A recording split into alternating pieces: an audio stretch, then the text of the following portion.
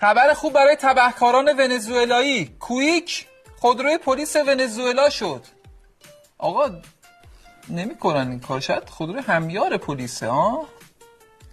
خود پلیس که آخه کویک دیگه از این به بعد توی ونزوئلا تعقیب و گریزی در کار نیست، فقط گریزه، چون به اندازه سربالایی تمامه دیگه. یعنی تبهکار توی سربالایی، پلیس بره پایین سربالایی گیر کرده، بعد نیازی هم نیست مثلا فراری مراری و اینا بخرن مثلا دیگه. تبهکارا یه تیو 5 هم بخره تمامه، پلیس دیگه نمیتونه بهش برسه.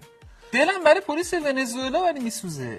میدونی یه پاشون تو اعتراض، یه پاشون تو تعمیرگاه دیسکو صفحه باید عوض کنن، کولر کلا نمیتونن بگیرن، گرمشونه.